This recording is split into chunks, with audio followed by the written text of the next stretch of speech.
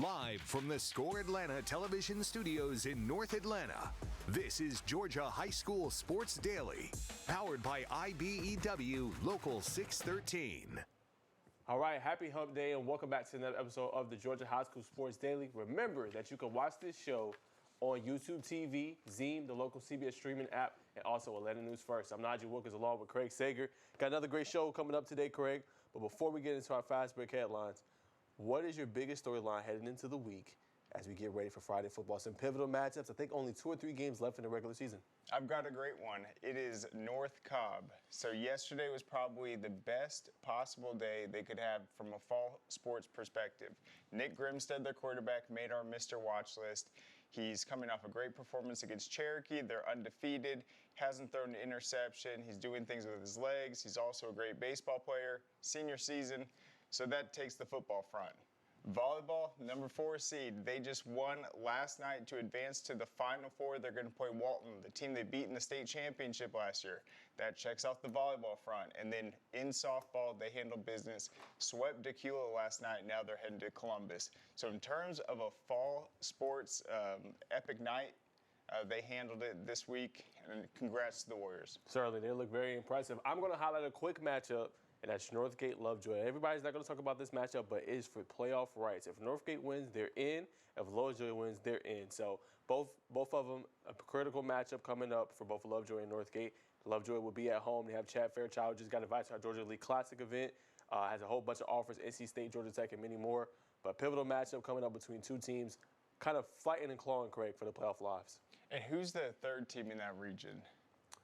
I think it's Lynx. Oh, the third seed in that region. I'm not sure. That's a good question. I know Northgate's been Dutchtown.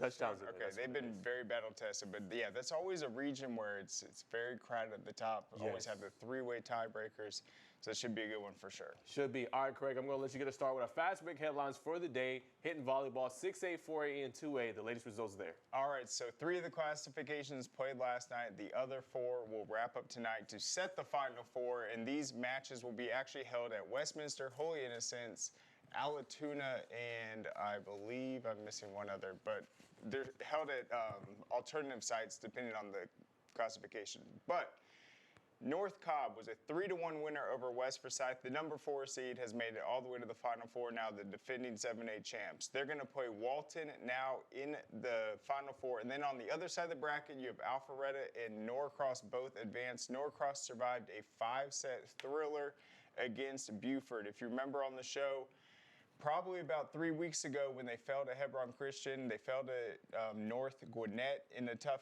matchup. Their coach, Norcross's coach, said the thing that he wants to see his team improve on is handling. He said they're good in the initial sets, but they aren't winning. They aren't closing out the matches that go to multi-sets. For them to not only avenge the North Gwinnett loss, get the number 1 seed, and now beat Buford in 5 sets, that is a very good sign for them. The question is, we know Walton and North Cobb is a toss-up, just depending on last year and then this season. But can Norcross now take out Alpharetta? That will remain to be seen. In Class 4A, it's going to be Pace Academy against Marist. Marist knocked off Jonesboro 3-0. Pace Academy, the number 1 overall seed, swept East Forsyth. And then Blessed Trinity beat Union Grove. They're now going to play Cartersville. I think Cartersville is the most talented team that hasn't been number 1 ranked probably ever in volleyball. I think they have a really good shot of topping Blessed Trinity. And then Class 2A, real quick, number 1 seed, Morgan County swept East Jackson. They're going to play Ringgold, and then Columbus is going to play Savannah Arts Academy after Savannah Arts Academy swept Jackson. So there you have it, the Final Four set for 3 of the classifications, 4 more tonight. All right, we'll have more results coming up as well, as Craig alluded to, more headlines coming up as well. All right, number 2, Harlem football shuts out Westside in a fight-shorted Region 4 3A contest. The game didn't finish full regulation time. It was called with 3:05 left in the 4th quarter. After an off-the-field fight cleared the stands, the Westside PA announcer stated from the press box that the game would be called, resulting in a Harlem win. This is the second time this season that a Westside football game was called early due to an altercation. Westside season opener at Laney was called in late in the 3rd quarter after gunshots were heard just outside Laney Stadium. Yeah, wild, but a big win for Harlem nonetheless. That region's heating up. We'll stick to Augusta, though. Another team, and by the way, Augusta was hit really hard with the hurricane, so that's why a lot of these teams haven't really been in the news lately. But Thompson is a team, the Bulldogs, they are peaking at the right time. They started 0-2, and they had a win this last week that pretty much signifies that they are back in the conversation. It was a 38-12 win over Region 4 2A foe Laney, who we just talked about. The Bulldogs have been back to themselves lately, definitely looked the part of a championship caliber program in that win.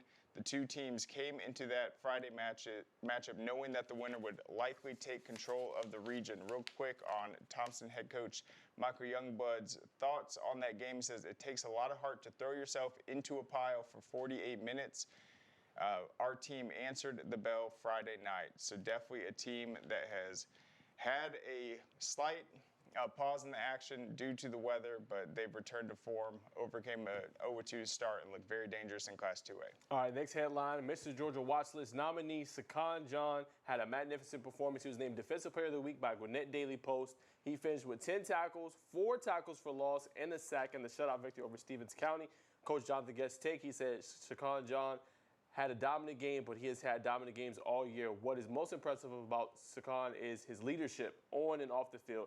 As good as he is on Friday nights and as dominant football player as he is, he's an even better person. So you guys don't remember, we had our Corky Kell luncheon. He was invited. He was a member there, so love to see him having another great performance and wanted to feature him today in our headline. So shout out to him. And we could, it's not guaranteed just yet, but we're working on potentially getting a Prince Ave Hebron Christian matchup potentially in a few weeks. So watch out for that. Right here on Peachtree Sports Network. All right, next coming up, Danielle Oshu of Hebron Christian committed to the Miami Hurricanes. She's a 6'2" forward, chose the Hurricanes over her other finalists, Auburn, Mississippi State, Georgia Tech, Vanderbilt, and Pittsburgh. She averaged 12 points, 7 rebounds last season for the state champion Lions, and also won a 2023 state title at Brookwood. She averaged 15 points and 10 rebounds as a Brookwood sophomore. Let's just say, Craig, she is a winner. I mean, she won with Brookwood. They had a great team, right?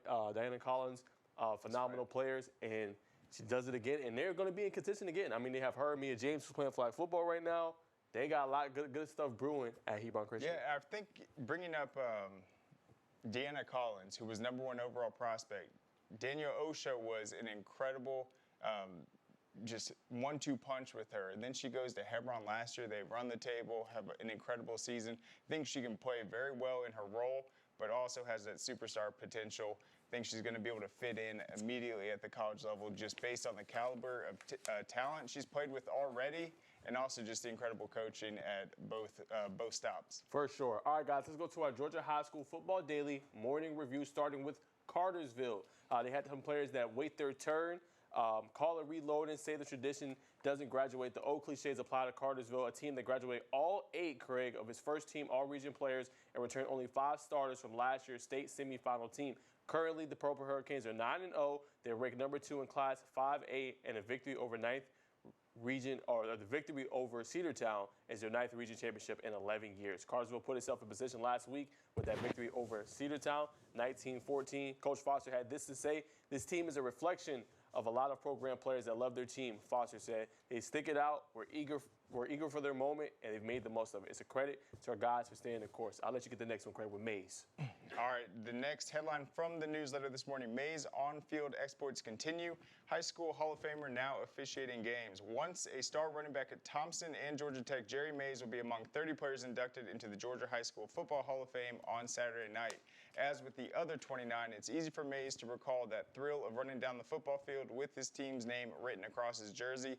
Unlike the other 29, however, Mays continues finding himself running up and down the field on Friday nights, but now he's wearing a black and white striped shirt as a football official. All right, 4 questions with Jasper County head coach Ashley Henderson. You can check it out there with the newsletter. Make sure you sign up for the Georgia High School newsletter. Get your morning cup of coffee in the newsletter with that QR code right there. Next up, points scored per game by top 10 teams in each classification. Obviously, 6A, Carrollton, Camden County, North Cobb, Mill Creek. 5A, you had Lee County with 53.1, Thomas County Central at 52.3. No surprise with Hughes at 46.4. 4A, you had Marist, 43.8. A really improving team, Craig, with Southwest DeKalb at 42.8. And then Central Carrollton with that star quarterback they have with J.R. Harris, 42.6. 3A, a team I really like a lot. I'm going to try to get him here on the show soon. Peach County with head coach Maurice Westbrook, 44.4. Calvary Day, 39.1. Westover, 37.8. And 2A, no surprise here either. Hebron Christian leads, 40.3. Burke County, 40.1. Prince Ave, 40.1 as well. Class A Division I, Toombs County, 47.8. Dublin, 47.6. Athens Academy, 42.1. And last but not least, Class A Division II, you have Irwin County, 46.4. Bowden, 41.3. And then Hancock Central at 37.3. Real quick, so you heard all those top 10. Lee County, as a result, is the highest scoring team in the entire state right now, 53.1. They lead Class 5A, obviously, but out of all those top 10s, I don't know if people would have thought that just based on how tough their region is. It's pretty incredible they've been able to be that successful. It is. You know, the thing, too, Craig, before we go to our trivia, I think a lot of people look at Lee County and they think that they're one-dimensional, that they can only win the ball with Usman Cromar. So we got to give credit to Coach Fabrizio, that offensive coordinator, for how dynamic that offense has been outside of Cromar, and also that Weston Brown, who's committed to Georgia Southern, has been doing his thing, throwing that football. He looks like a really good player for them as well. Yeah, pretty incredible when you look at the teams they played. Knocking off 2 number 1s, ending those streaks, and still leading the entire state in scoring. Pretty impressive. Yes, sir. All right, guys, time for some trivia. Let's go ahead and go to yesterday's question. Today's list shows coaches with the longest streak of 10 win seasons to start their region or start their Georgia coaching careers. What coach has the longest streak of 10 win seasons at any point in his career? Larry Campbell, Alan Chadwick, Jeff Herring, Nick Hyder, or Hal Lamb? The answer is Hal Lamb Calhoun with 18 from 2001 to 2018. I picked Chadwick. You picked? Larry Campbell. Larry Both Campbell. missed. So it's all right. It happens. All right, let's go to today's trivia to wrap us up. All right, Florida running back Jaden Ball, who was formerly at Columbia, Craig, was named the SEC Freshman of the Week after rushing for 106 yards and 5 touchdowns in a 48-20 victory over Kentucky. For what DeKalb County High School did Ball play, make first-team All-State in 2023, and lead to a stunning 13-10 victory at Camden County in the 2022 opener? I think I already revealed it. Columbia? Columbia. It's going to be Columbia. I know their coach. I got a chance to see them earlier in the season. Love what he's doing out there, man. Keep doing your thing, coach. And a phenomenal player is showing out on the big stage. Coming up, we will have an interview with Union Trades worker Lee Aurand-Hosey coming right up on the Peachtree Sports Network. Great teams are committed, focused on the details, and work hard to be their best. From practice to games, right down to their gear. Your field is a critical part of the game that allows your athletes to showcase their athletic abilities. Sports Turf is committed to bringing your team innovative sports surfaces with unparalleled performance. You bring the vision. Our team brings it to life. The Georgia Sheet Metal JETC equips apprentices with the knowledge and skills required to start a rewarding career in the sheet metal industry with programs in HVAC, industrial welding, and testing, adjusting, and balancing. Training is 100% free and allows apprentices to earn as they learn. Journeymen graduate with no student debt and have the potential to earn more than most college graduates.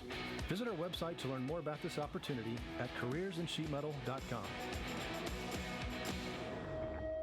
This makes my dad proud. He went through his whole career as an employee.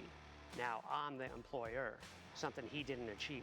We are signatory to IBEW and do IBEW people wherever we go that we feel like they are faster and better than any of our competition. The advantages of being a signatory contractor is you're trained employees. You have unlimited manpower. It allows me to bid on jobs that I ordinarily would not go after. Man, you know how to do this? Man, I don't even know. I was flipping burgers last week. Violation, unsportsmanlike conduct, impersonating a craftsman. Skilled trade unions are well-trained career pros, not part-timers. Construction is a rewarding and lucrative career with the advancement potential, but you have to do it the right way with the right training. Learn how you can be a pro. Find your career at Georgia Construction Career. Georgia High School Sports Daily is brought to you by the International Brotherhood of Electrical Workers, Local 613. Electrify your career. All right, welcome back to Georgia High School Sports Daily. I'm Najee Wilkins along with Craig Sager. So we're going to jump into our softball, do a little bit of bracketology, find out the latest. Yesterday, who played 6A, 4A, 2A, and Class A Division I, I believe. So we're going to get it from our expert out in Macon, Seth Ellerby. Seth, how you feeling? What's going on, Najee? Yeah, it's Class A Division Two actually.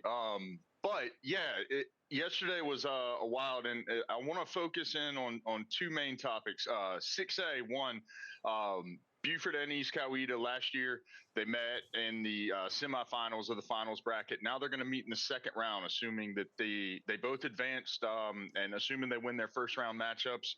That'll happen a little earlier. So one of the two of the best teams in the state will be dropping down to the losers bracket, and we'll have to kind of carve a path if they're going to meet again in the championship series this year again. There are 5 game threes in 4A after yesterday's play. You got Wayne County versus East Forsyth, Union Grove versus St. Pius, Central Carroll versus Alatoona, Marist versus Ola, Harris County versus Cambridge. Just kind of chaos in 4A to see who's going to advance. In 6A, there's 2 game threes. You got North Gwinnett versus Harrison this evening, and Grovetown versus Brookwood.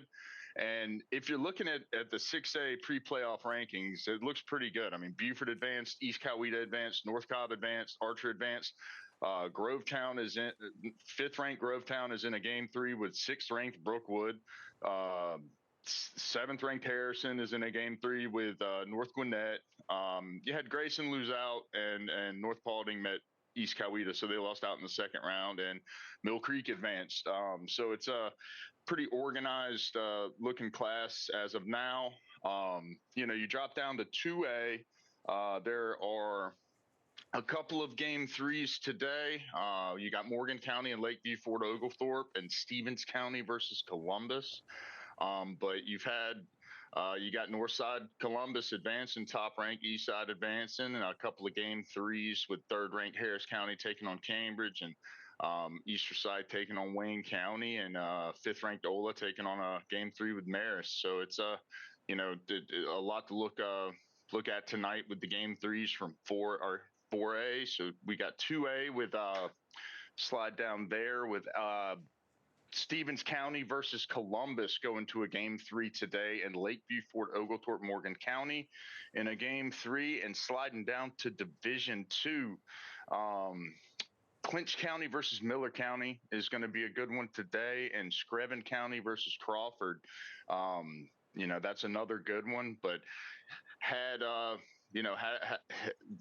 the main focus, I mean, 4A is just it's chaos right now, with who might, when more than half of the games go to game 3, it's interesting to follow for sure. Yeah, Seth, I wanted to ask you a little bit about 4A. Cambridge actually split that series. They picked up a big victory, 5-4, and forcing that game 3. Just talk about that matchup a little bit. And are you surprised Cambridge was able to pull that one out and force this game 3? I mean, after not finding a run in the first round, that's a great, a great victory for that team. And, they won, I'd have to pull it up. They won a state title a handful of years ago. And I'm not surprised. I mean, I'm not surprised. The program's got a winning attitude about it. But let me see if I can find what year they won. That was 2016. They have one state title. They won the 6A title in 2016.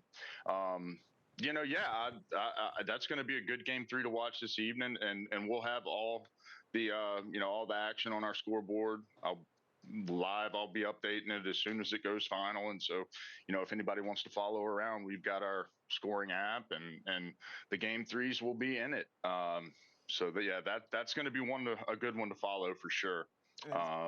Hold on, Seth. Go ahead, Craig. I have a question about 6A. So I'm looking at Buford right now. They're, I think, number 4 nationally in max preps. The fact that they've now gone through these first 2 rounds without allowing a single run, 15-0 Westlake, 19-0 in game 2 against Westlake, and then 12-0, 9-0 over Walton.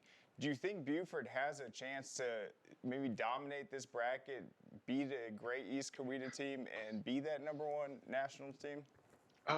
Man, like I've said all season, I think the best 2 teams in the state for 6A are Buford and East Coweta. And last night, I mean, you had Brooklyn Atha 2 for 2, 3-run home run, a double, 5 RBIs in the 12-0 victory over Walton, and Addie Rackley 2 for 3 with a solo home run, game ending.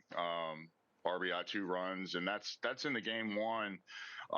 In game 2, you had again Atha 2 for 3, 3-run home run, 3 RBIs, and Addie Rackley 2 for 3 solo home run RBI. They've got a lot of talent, and the thing is, Brooklyn's a sophomore, and Addie, Rackley, Caden Gabriels, and Summer Castori they're all 3 juniors. So they've got youth, experience, and they've got people coming back next year. I don't see how anyone is going to beat them in the 6A bracket. Not to disrespect any of the other teams, but if it gives all of those 7 other teams something to shoot for. Seth, let me ask you real quick about Class A Division II. I want to ask you about Crawford County. Do they have a chance in Game 3, right? They won the first match 2-1. Screven County won 4-2. Do they have a chance to potentially pull off that upset and beat Screven County? I mean, to be honest with you, other than driving through Crawford County a couple of times, I'm not too familiar with the team, but I should be. Let me pull them up and take a look. But it's 12-16, went 2-5 in region. I'm surprised. That's a tough call. That's going to be a toss-up. I mean, you got they won 2-1 in the first game, and 4-2 in the lost 4-2 in the second game. That's going to be a toss-up. I would think Screven 17-7 record this season. I would think Screven would try to pull it out. I don't know if that has to do with coaching and quality players, but I would imagine that Screven would pull it out. But call it an upset if Crawford wins. It'd be something to watch for tonight, for sure. And then speaking of some big matchups, the ones that I guess will start tomorrow in some other classifications, I had talked a lot about whether Pope could potentially win Class 5A, and they were a number 4 seed. They stumbled late, I think, in region play, but they got swept by Seconder in the first round. So do you think 5A is still pretty wide open? I know 6A, you got Buford at the top, but who's looking strong in 5A? Yeah, I mean, if you look across the class, I mean, there's just talent. No other way to put it. Right now, yeah, I would say the handful of favorites. I like Seconder. It's. Then again, they're playing against Noonan, but Noonan was taken to 3 games in the first round. There's strong teams across the class. McIntosh going up against Lassiter, top ranked. That's going to be a tough out for them in the second round. Yeah, I mean 5A is very wide open, which is fun. I mean, with this reclassification and new teams and new classes, it really sort of changes the landscape of the softball playoffs, and I'm just sort of learning it now. It's changed a lot. So yeah, it's going to be interesting to watch these games tomorrow and the next day for 5A and 3A and Division 1. Real quick before we let you go, Seth. Yeah. Just what are the top matchups tonight to watch for? Give us like 1 or 2. Ooh, I would say, I mean, the game 3s have to be the focus tonight. Those are the only ones that'll be playing tonight. The other, yeah. So the game 3s. I mean, I've got it listed here. There are. Those are the ones 2 in 6A, 5 in 4A, 2 in 2A, and 2 in Division 2. So if I had to say, I mean, I would love to see North Gwinnett get back on top of things. They've won a title here or there, but Grovetown Brookwood in 6A. I mean, those are number 4, number 5. That's a heck of a matchup for a game 3, and then of course there's 5 games in 4A that are just going to be kind of chaos. So that'll be fun to watch as well. For sure. Well, Seth, that's all the time that we have. Thank you so much for coming on and giving us a little bit of the softball bracketology and letting us know what's going on, man. You're doing a great job. We appreciate you.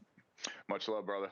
All right, much love. All right, guys, coming up, we will have our trades union interview coming up here on PC Sports Network.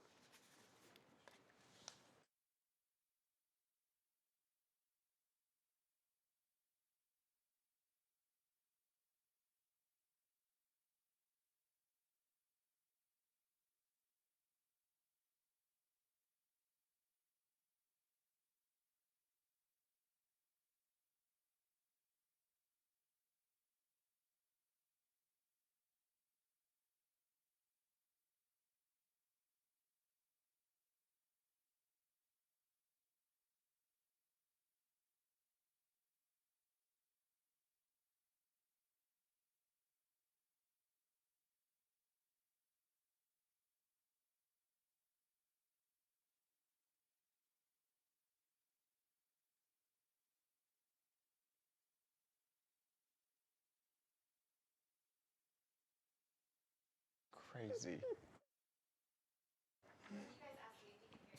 Hey, can you hear us? Yes, sir. All right, perfect. Let's see. Can you see me? Awesome. Sorry, last minute. Just got in.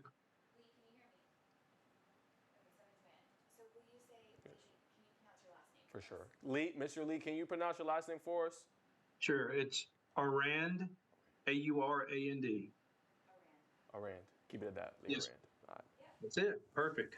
That's the Southern pronunciation. Got you. Ashley says hello. Tell Ashley I said hello and working on those T-shirts. $, high dollar, blue collar. They like that. High dollar. I like that. High dollar blue collar. I like that. Got a little catch to it. It does. And now I get 3 cents for every time you say that. I've got a patent on that. Hey, okay. No, There we go. I'm actually in Indianapolis right now with the national director for the Boilermakers National Apprenticeship program, and we're doing an FFA meeting, and it's pretty crazy. There's like 50,000 kids from across the nation, and their hosts and stuff like that. And there's kids as far away as Hawaii and Puerto Rico and stuff. So it's pretty interesting. That's cool. I'm probably going to have to ask you about that on the show. Yeah, and one of the good things about it is that a lot of the FFA programs, they really don't have enough money for, like, say, welding programs or the vocational aspect of it, or mechanics or things like that. So what they'll actually do is combine it all and create a ag science or FFA. And so they'll let the guys weld and so forth and so on. What we're trying to do is get in there and show them there's more to the just basic welding coming into the apprenticeship. So. Gotcha. Well, we'll talk to you in just a little bit, sir. Super excited. And we're going to go on air in just a couple seconds, okay? Yes, sir. All right.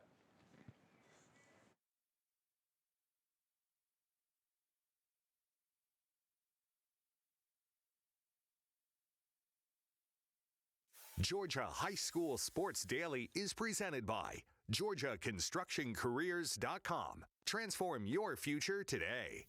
And by Smart Local 85. Sheet metal is a smart move. All right, welcome back to Georgia High School Sports Daily. So we are joined by the Southeastern Area Recruiter for Boilermakers, Mr. Lee Aurand. How you doing today, sir? Appreciate you coming on today. Thanks for inviting me. Yes, sir, for sure. So I want you to give us a little bit about your story. How did you get started with this? I know you've been doing it for a long time. I knew that you went to Moody High School, right? You went. Yes, you're from the Chattanooga area. So tell us, yes. How did you get started? Who was that person, that mentor that got you into this field and allowed you to pursue this, sir? Actually, it was my father-in-law. He had been at a plant in Chattanooga called Alstom, and they were hiring apprentices. And so I went through a 6-month screening, basically.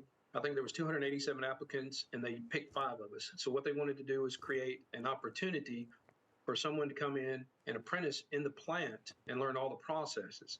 But after 18 months, they decided to do away with the process or the apprenticeship. So I had the opportunity to move from manufacturing to the construction aspect, which was Local 454 there in Chattanooga. And I joined their apprenticeship. So they had the 4-year program. I had the welding qualifications to get involved and start working through their program.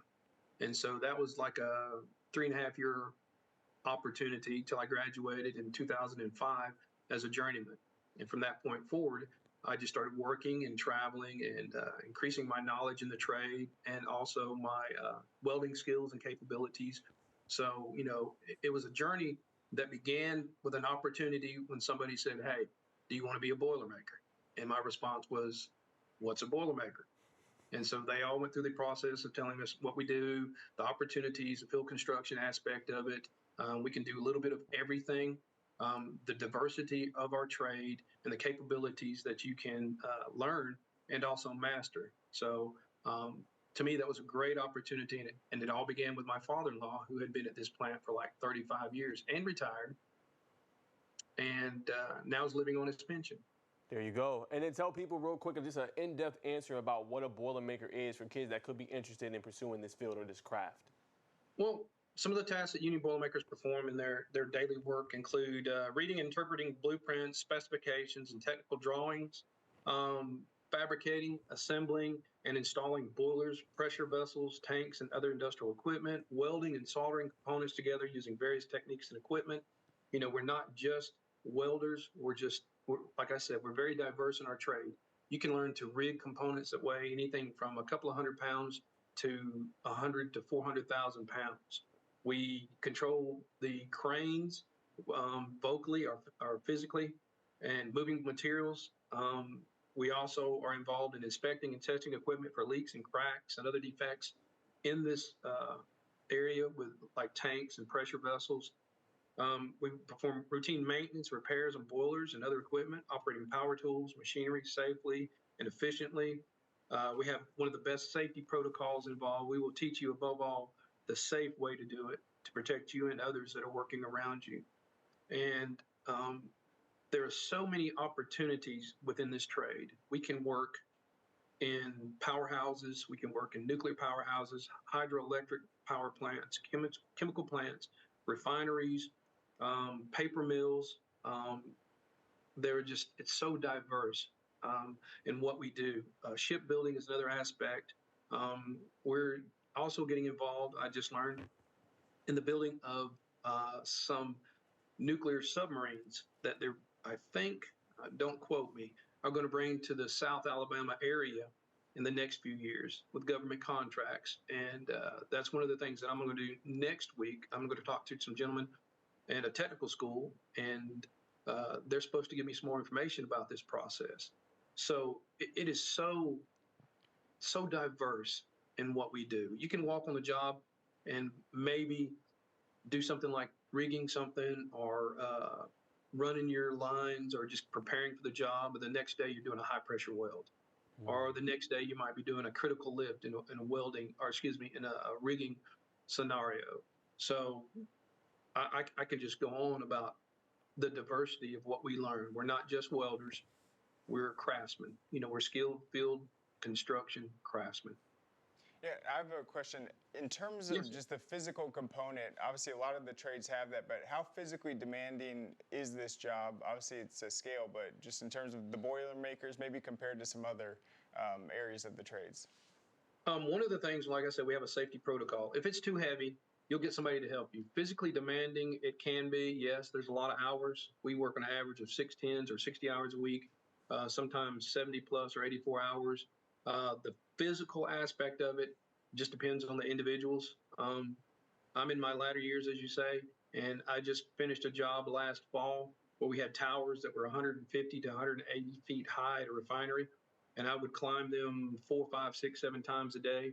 But this is the type trade that there's, how would I say, the physical limitations depend on the individual. They're not going to put you in a situation where you're not comfortable or you're physically able to do it.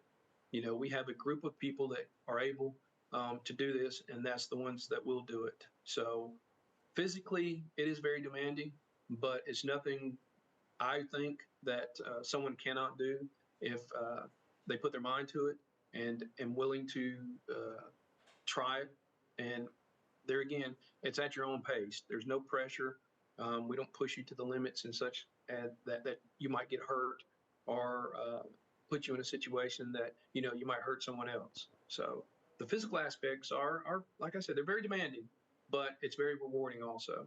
Certainly. In terms of the rewarding aspect of it, what are some of the cooler projects you've been able to work on? I've worked in nuclear powerhouses.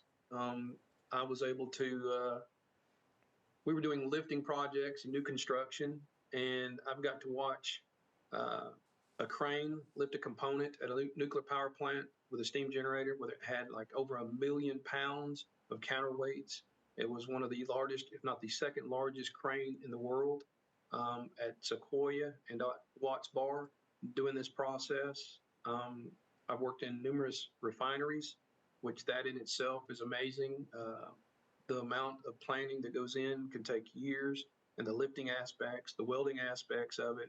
I've been able to work at heights of 200 plus feet in the air on a basket that is just being held by a 1/4-inch cable, but the safety protocols involved are just outstanding.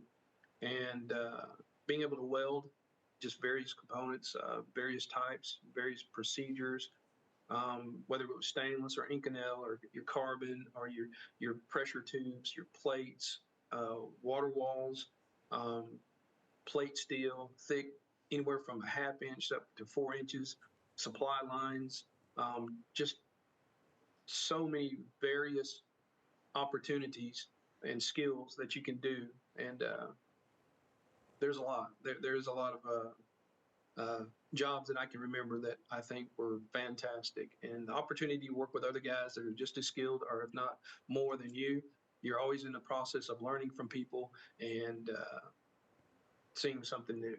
For sure. Now, Lee, we're going to let you get out of here, but I do want to ask you, where can people sign up, kids that are interested in this trade and pursuing this? Where's a good place to sign up or get in contact with you? And you are the president and others. All right. You can go online with, I don't know if anybody can see this, SAJACBoilermakers.org. And also you can go to boilermakers.org. And my cell number is 423-227-0253. I think Ashley has a copy. But if you want to sign up, we're doing that online right now. Just look at it, decide where you want to go. I know in the future, in the general area of Atlanta, we have so much work planned. We're talking about years. In the Tennessee Valley area, they've got 10 years worth of work planned, new work. And that's why we're kind of getting ahead of the ball right now, as opposed to in our world, it's like we don't need anybody. We don't need anybody. We need 500 people. So SAJAC, SAJAC-boilermakers.org. Go online, check it out, or give me a call, and I can steer you in the right direction. Certainly. Well, sir, we would love to have you on again. Appreciate you coming on and tell us about the trades. You were wonderful, and good luck in the conference that you're at in Indiana today. Thank you so much, gentlemen. I really appreciate the opportunity, and hope we can do this again. I'm sure there's a lot of guys who would love to tell you about their jobs, especially around Southern Company and that area. Yes, sir, certainly. All right, thank you, Mr. Lee. So, guys, all the time we got. We're going to go ahead and head to break. Coming up, Middle School Spotlight with Alex Benson of Born to Compete. Stay right here on Peachtree Sports Network. Dang, where you get this car? You need to join the union. The union? Absolutely. You can get 10 of these. Union construction workers earn the highest wages with the best benefits and the most protection in the construction industry. Find your career in construction. Go to GeorgiaConstructionCareers.com and start your future today.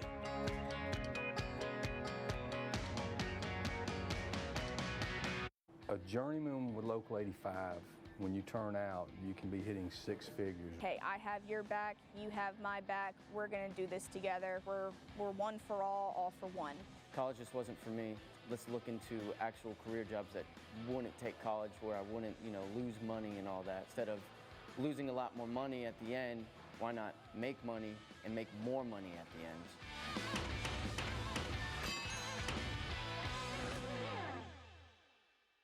The Mechanical Trades Institute is an opportunity towards personal financial freedom through hands-on and rewarding work. Our school is completely free and gives apprentices the knowledge and skills required to gain access to a lifelong career path. Apprentices learn pipe fitting, plumbing, mechanical service, and welding. They earn money as they learn and graduate with no student debt. Start a career with the Mechanical Trades Institute and change your financial future. What happens after you graduate? Will you go to the next level? Will people have your back in the heat of the battle? Will you still train like a champion in pursuit of greatness?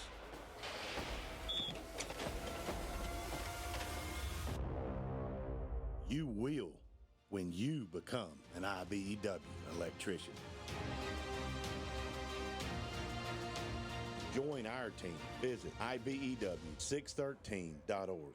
All right, welcome back to Georgia High School Sports Daily. I'm Nigel Wilkins along with Alex Benson of Born to Compete for our middle school spotlight for this upcoming week. Some great action. Lakeside played Kip East. You also had Crawford Long.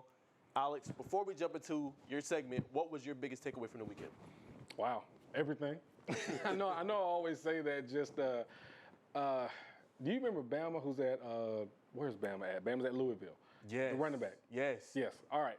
We got a chance to see his younger brother play, and he plays with Crawford Long. Yep. Everybody's been telling me about him. I haven't had a chance to see him in person until recently, and he looks the part. He is the real deal. He is special. He is going to end up being kind of like a Percy Harvin type. Think of Bryce that went to Carrollton. Very similar to him. Bryce Green, who's up at Peachtree Ridge. Yep, 26 class. Yep. There you go. Very, very similar players. And that's kind of what I see, what I saw this past weekend. I think what I saw at North Forsyth when they beat Lakeside, a great game, phenomenal players. Chance Davis, the linebacker over there, a competitor, Tucker Lamb, a great player. So I got to see a lot of great players. And then, of course, everybody's asking about championship series and everybody's asking about the All-American game. So, it's that time. It's that time. It's that time. And then they were asking, like, man, who's the cool co-host with you? I said, it's Naj. They were like, we know Naj. So they're going to have T-shirts and everything saying, Naj, get like us. So I'm like, cool, you know what I'm saying? Let's have a good time. All right, let's go ahead and go into this. We have Lakeside taking on North Forsyth for the Forsyth Championship. And I'll tell you what, when they played earlier, Lakeside beat them in a close game, and Lakeside starts out with a touchdown.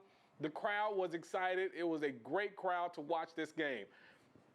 Then in a position where they need a first down, Tucker throws to his receiver. His receiver goes up and makes a heck of a catch. It is the fourth quarter. They are down 6-0. Tucker sneaks it in for a quarterback sneak, about a 1-yarder, right? Muscle it on in. They call it RPO, but he was keeping it the whole time. And he gets in the end zone. Now, when you need a play late in the game, Chance Davis does his thing. He gets the tackle, time running off the clock. Now, it is under a minute left. Lakeside, what can you do? Quarterback says, if I throw the ball up, you saw what Shador said, make a catch. And that's what he does. He comes down with it less than a minute in the game. You see, everybody's excited. All right, look, quarterback from Lakeside trying to make something happen, rolls around to his right side, and he gets sacked. The ball comes out. And that is how the game would end. North Forsyth would knock off Lakeside in a great game, great crowd, the whole nine. And I love seeing this right here. Somebody has to be the champions. And, North Forsyth wins the championship. And it was a heck of a game, heck of a crowd. Kudos to everybody there. So I absolutely enjoyed it. And they were saying, where is Najee? I said, you know what? I'm going to bring Najee out with me next time so you guys can enjoy it. All right, let's go to the next one here. Crawford Long taking on Kip East. This will see who would be the number one seed on their side of the bracket. This is the young man I am telling you about, Ramirez. Look, just watch.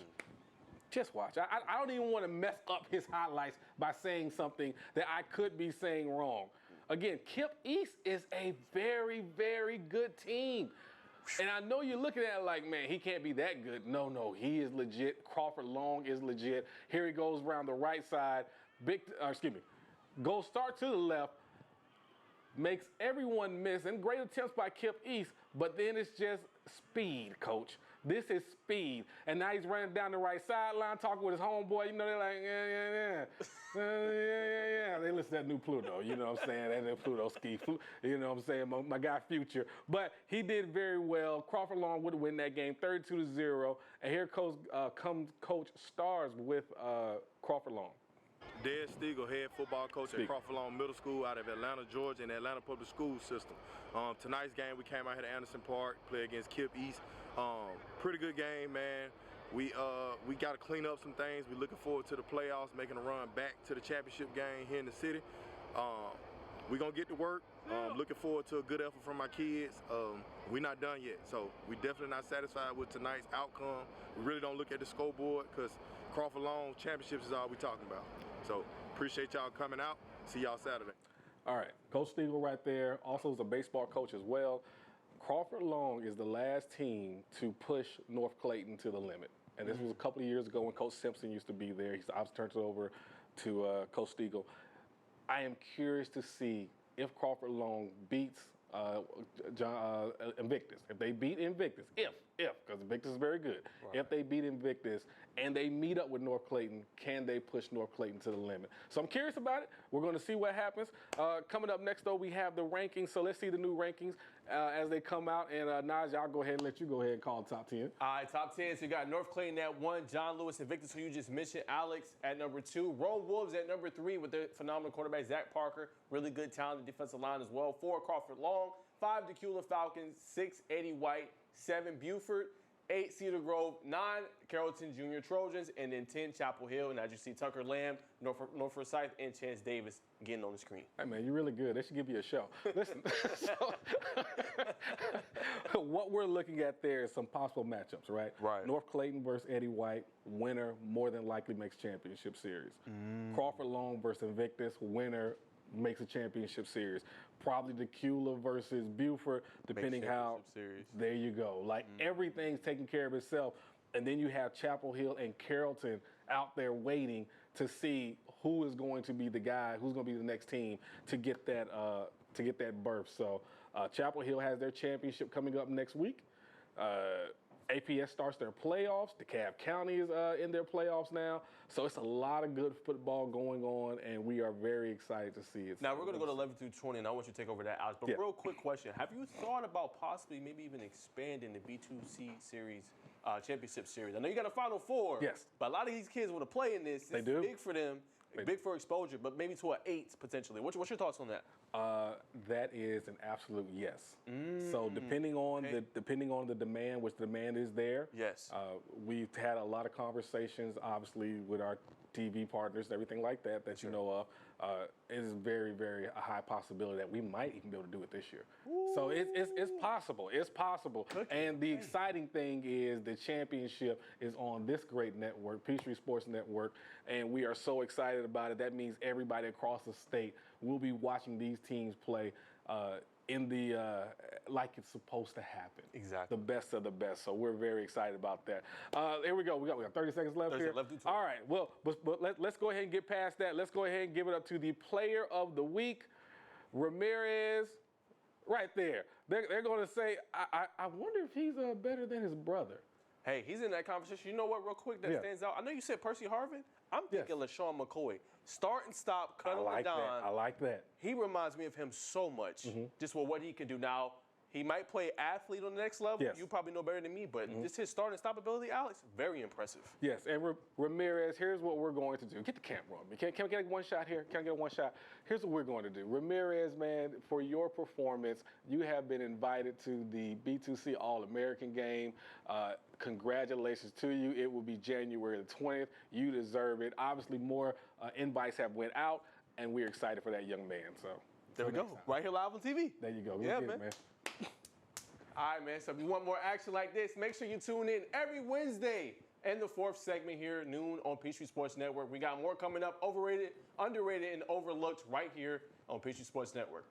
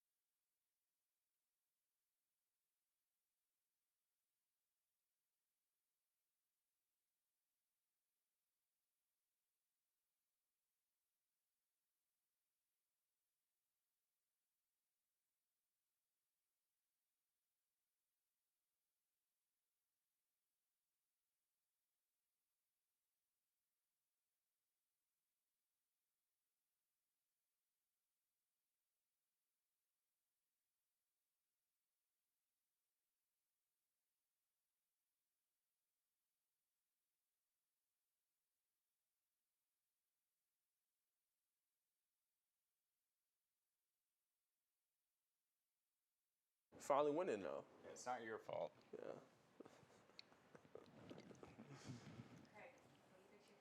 Yeah, sorry. I can't see. I need a mirror or something. Oh, good God. All right, there we go.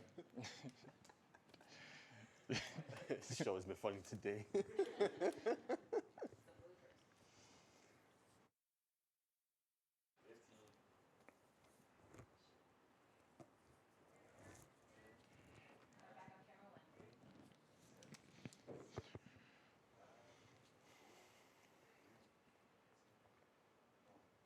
All right, welcome back to Georgia High School Sports Daily. I'm Najee Wilkes along with Craig Sager. So one of our favorite segments of the week is our underrated and overlooked. So we got a lot of key players. Craig, before we get started, underrated player that hasn't been talked about but's having a ball so far this year before we jump into our underrated overlooked. I think Ty Jones, he's going to be my first guy for Lakeside Evans. He led them to an undefeated start. He had a phenomenal performance against Brunswick, just an individual effort I'll talk about. But I think in terms of the Augusta area, a guy that has a chance to be a four-time first-team All-Region player. This is a big senior season for him, and he'll be dangerous in the playoffs. For sure. All right, Craig, I'm going to let you take it away, man.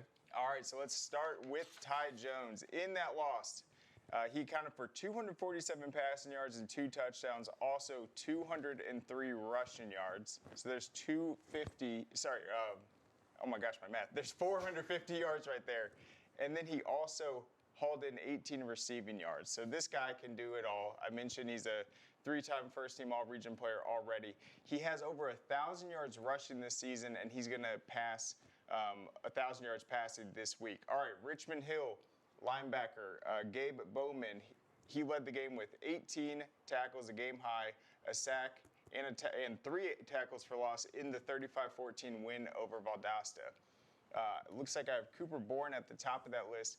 For Fannin County, he's playing both sides of the ball. Really physical playmaker on that defense. His long snapping's been great. I think overall, Fannin County is probably one of the most underrated teams in the state. Their head coach, Coach Cheatham, he has been a difference maker since he took over. I think this is where his vision for the program is really starting to come about. And Cooper's one of the big-time seniors on that squad. All right. Hapeville charter athlete Robert Henderson, he came up huge in the win over Lovett, rushed for 208 yards off 30 carries, and scored all 4 touchdowns in the 25-15 win. Rockmart, they're on a 6-game win streak. They're now 6-2. And junior Nate Davis rushed for 154 yards. It was actually his second straight game with 154 yards rushing. He also did it the previous week against North Cobb Christian, a huge clutch performance, 3 touchdowns in that one. So the last 2 weeks, he has 308 rushing yards with 5 touchdowns and has now led them to a big victory over North Cobb Christian and Lakeview Fort Oglethorpe. And then finally, North Hall quarterback Smith McGarvey.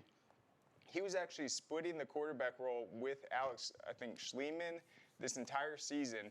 They split the duties against GAC last week, and then they had to play Lumpkin County this week. It was the first game where he completely took over the job, and he was phenomenal. 18 of 22 passing, 172 yards and 2 touchdowns. Also rushed for 114 yards and a touchdown.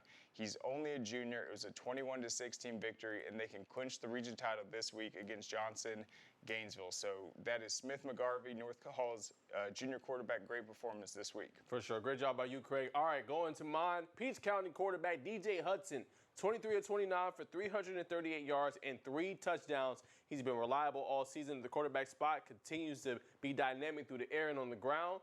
And obviously had that 3-touchdown performance. Peach County is 7-1, my number 2 team in the 3A poll. He's been impressive. Want to give the senior a shout out. He's been doing great. All right, an underrated player out of Gainesville, Kareem Hughley, 14 of 21, 227 yards and 2 passing touchdowns against Chattahoochee. Another standout performance. He had one earlier this year on Peachtree Sports Network against Westlake for 5 touchdowns in the win. He's led Gainesville to a 7-2 record, and they will be playing this Friday night on local TV against Roswell Hornets. So he's been impressive. I want to give him a shout out. He's impressed me all year long. Offers should start rolling in for the star. All right, next up, Hughes wide receiver Maurice Gleaton, the standout receiver, scored in different ways for the Panthers in a shutout victory. He had a 90-yard touchdown pass, longest of his career, and was also notable on special teams with a 94-yard kick return for a touchdown, showcasing his dynamic speed. He has 323 receiving yards, and Craig, get this, he's averaging 40 yards per catch. He might be the fastest guy in the entire state. Literally, might be the fastest guy. He's been doing his thing,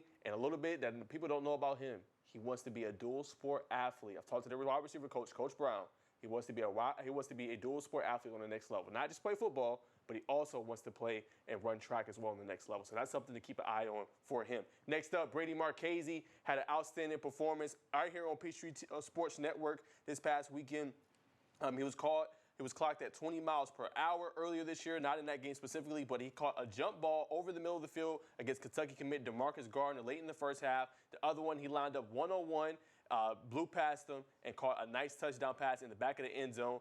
Finished with 5 catches for 132 yards and a touchdown. And my biggest takeaway, he is a power forward receiver, and he's now starting to get a little bit more offers coming in. Just picked up this week a UTSA offer. So watch out for this kid. He cooks up D1 prospects. I think he's next up. I think he's going to be one of those kids we see kind of blow up a little bit, kind of how Landon Roldan did kind of in his senior year. I think more teams are going to offer him and use his speed. So can't wait for that. Last but not least, before I throw it back to Craig, Farley Branch linebacker Rylan Garrison finished with 11 tackles, 4 tackles for loss, 4 quarterback pressures, 2 sacks, and a PBU, having a breakout season for Farley Branch with 50 tackles this season, and they are in contention for a playoff spot.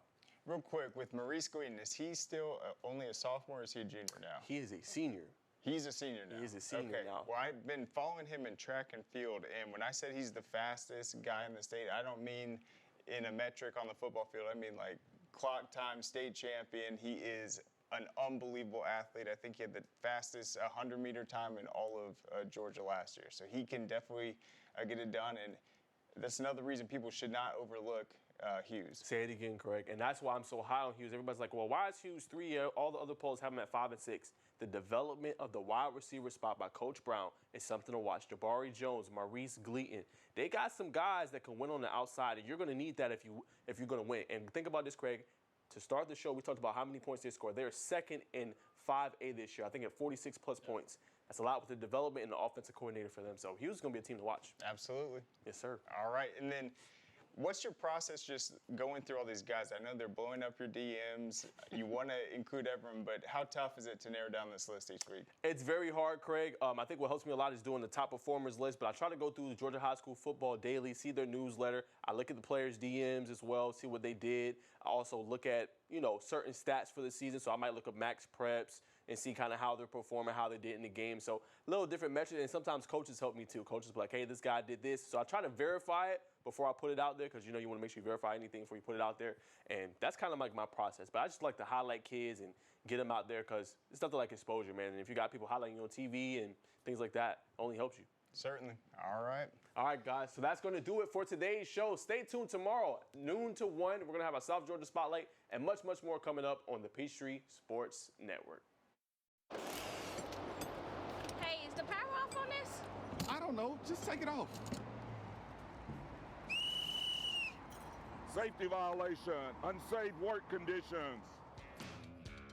In the construction trades unions, safety is our highest priority, and we train you to recognize and speak out on unsafe working conditions so that everyone arrives and goes home safely. Learn about careers in construction at georgiaconstructioncareers.com. Beginning the morning you opened your eyes, we spent every waking moment preparing you for the day you'd leave our nest. Whether it's driving to practice or helping with homework, it's all prepared you for, what am I going to be when I grow up? Will you be ready? After much thought, I made my decision to take my talents to the IBEW Local 613.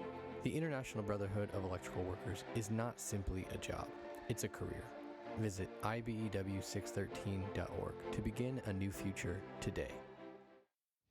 Are you interested in becoming a deputy or a jailer?